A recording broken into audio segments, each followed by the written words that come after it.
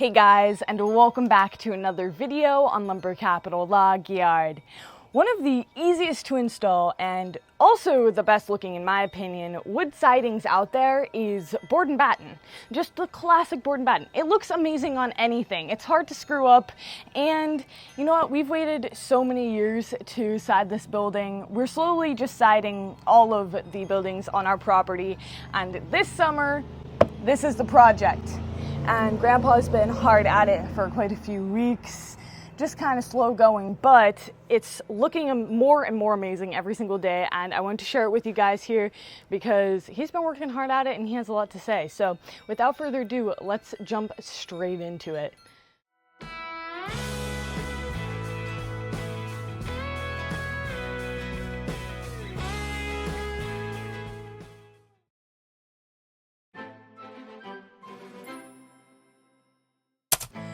Well, you don't have too much longer to go on this, do you?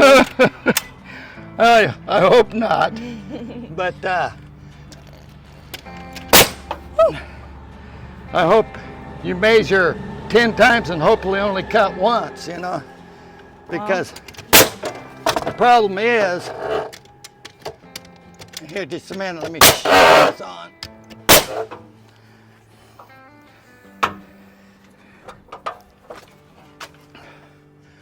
I put a bay window in here, and the only way to, when you're boarding and batting, it's best if you can bring your siding in so that it centers on a window if it's at all possible, because if I just started running board and batting, I'd end up with a real mess here. So what I did was run up as close as I could over here by the door. I centered the door, and then I measured across and centered this window and then continued and did the rest of this stuff. Now I have to come in and work from both sides of this window so that I come up with something in the center that's centered. I keep saying if I'd have known it would have been this much of a mess to trim around this window, I'd have made a square window. But it's coming out good. It's going to look good. I got the top on this thing yesterday. Got a couple pieces of ridge to put on it. But as soon as I get that other side on, now I have to stop right here, go over and put that other board on, work it in there, and then I can bring it together. So you're putting all of the 1x10s on, and then after all they're on, you're gonna just come through and put all the 1x3s on? All the bats. On the battens, yeah. Now what I've got to do here, I've still got to trim this window in, but if I trim it in square, it's gonna come at an angle here, and it's hard to cut an angle on this and make it fit. So I have to design a trim on here that comes over and then squares off. So, and it's a 23-degree mess, you know. But it's coming together, and it's gonna look a lot better than that old green board. Oh yeah, it will. And it will start to just match everything slowly. Oh yeah, no, but by yourself, the only way I can't pick those things up because there's nothing to hang on to. Right. And when you put one up, every one of them, you've got to take a level and put on there because they're rough cut. So, right. So if you put it up there and you just go to nailing, pretty soon you're getting an angle one way or another. So you got to put the level on each one of them, and while you're doing that, you got to hold the board, and then you got to be able to reach your nail gun. So once you get it level, you can shoot it. Okay. Tricky. So what you got to do is take and put a big screw right in the center of it so you're somewhat balanced, and then you can pick that board up and hold it up there and put the level on there, bang it around so it's level, and then reach back here somewhere and get your nail gun and get at least one nail in it, and then check your level again. It would be nice to have about 2 helpers, but I don't. So, but it's gonna come along good. Well, those 1x3s will be a little bit easier. Oh, they're pretty good. You got to start with a ladder, go up there and center it on your seam, and then work it down so that it's somewhat centered. But this is the last side for this siding. Everything else is done. I'll take them around to see. Now something that I did when I built this, and that was back in, we finished it in like 21 or something Yeah, like that. right. It's been a while. It's been a while. So I measured, because I had a couple of penetrations in the wall. I had electrical down here under the carport, and I had electrical coming in down there. So back then when I did that, I knew I was going to be using 1x10, so I measured in and put it so that it was on a split. Oh wow, that is a lot of forethought. Same with that plug-in. So when I went to put this stuff on, I pulled it over, matched up perfectly, and I could put 2 boards together and drill a hole and run my conduit in that hole. That worked out good, and this one down here worked out. But on every one of them, I start at the door, and I do the same thing on the door. I start on both sides plumb. I'll put a little furring strip at the top, and then I work from the outside in. And if you got some extra space, and you're gonna have maybe a 6-inch or something in there, but it looks okay because it's centered in the door. It looks like you did it on purpose. Yeah. And that bay window is pretty cool. I mean, it was worth it for sure. it was a mess to build. Now I got to cut some trim pieces to go in here. Oh, of course, this is a mess, but I'll figure it out as long as we got hemlock. Yeah. We got hemlock. So it's gonna look good. Now I've been thinking what we ought to do is put a deck, 8-foot deck along this whole thing, and a top out over that deck that blend over and go into that one. But don't tell your mom that I said that, because she might put it on my honey-do list. Wow, she doesn't watch these videos, so I think you're okay. This is gonna look so good, and it's gonna look a lot better on our grilling videos, because I was getting tired of it seeing changes this building. the green in the background, kind of just Well, it was starting to look kind of big. It makes it look shorter since we put this siding on there somewhat. Yeah, it does.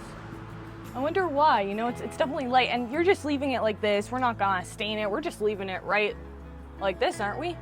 I'll probably put some timber, some Australian timber Okay, oil so on you it. are. Did you I'd put like to any let on it dry out like that first, Okay. so it sucks it up. So you're gonna you like to just install it and then do it afterwards. Yeah, because you want it you want this to dry out a little bit so that it's got some porosity. But it's getting there slowly but surely. It's a project. I'm gonna take them around to see the rest of the building, and then maybe we'll get a few shots of you working on it. But thanks Okay. for talking. I'm going to start working on this little. See this mess right here? You got to be able to get around that. Yeah. And if I just used this, I'd have to cut an angle like this inside of here back someplace. So I'm just blocking it in, finishing it here, and then just putting anything around it. Well, that is kind of tricky. So that's a secret. It's not a mistake. But if you can hide your mistakes, nobody knows. This is the reason why I always say that 1x10s are our most popular product, because newsflash, turns out we're not the only ones that like board and batten. Everyone seems to, and why wouldn't they? It looks amazing, and it's pretty easy to install compared to other wood sidings, like for instance shingles, which are super cool, but they're kind of hard to make, which means they're expensive, and they can be a real pain to install. Not that it isn't worth it, because like I said, they look really cool, but this is a completely different look, so it's all what you're really going for. We have shingles on part of our house over there, but just the combination of all the different kinds of wood sidings kind of looks cool, and I can't wait for the day that our barn is resided, because it needs it desperately. That hemlock siding has been on there for 200 years. That's how long that hemlock siding has lasted. And well, it's time for it to be replaced at this point. I'm just looking at it right now at this like rotted off spot. It's just, plus the red, I'm not a fan of it. It looks so cool when all of our buildings on our property match the hemlock. I think that will just look so cool. I love when you have a property where all of the different buildings have the same sidings and the same roof. I oftentimes drive past properties that I admire, and part of what actually sticks out to me about them is that matchy of it. I really find that's attractive when it's all mismatched, especially different roofing and all that. I think that it just looks really nice when it all looks planned out. And obviously, Grandpa has put a lot of forethought into this. He built this whole building from scratch by himself, and now he's putting up the siding by himself as well. He's pretty good at it. He has lots of experience in this, obviously, and you know, we would help him, but we're busy cutting the material to go on it. It's kind of funny because we keep on putting piles aside for him, and then somebody comes in and needs them, and we're like, well, we're just gonna sell them, and then we'll sell half of them, so only like half will get to them, and it's kind of just been like a slow process getting the material to the house because, shocker, even though we mill lumber, it's actually hard to use ourselves. That's kind of how it is, right? The baker eats the stale bread. I guess that will just be how it is. But anyhow, it is hot out here. Hot.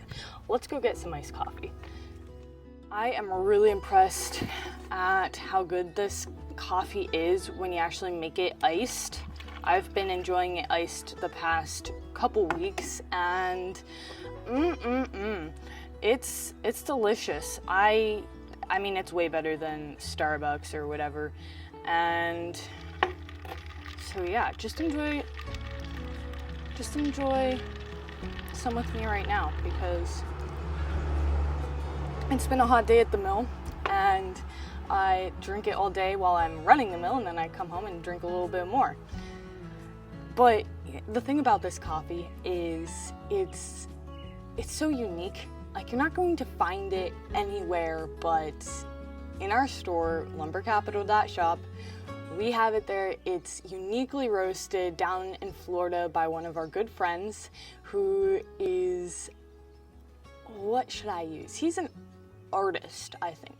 That's a good word. He's an artist when it comes to making the perfect coffee bean. Like, he's done so much research, and he's into perfecting it because, you know, he's not mass producing it, right? And I think that's what makes the difference. He's doing it because he loves it, and it's a hobby for him, and that produces such a superior quality than anywhere else that you're going to get it, because he's just doing it for fun and he wants to make it good. It's nothing that's produced in mass quantities.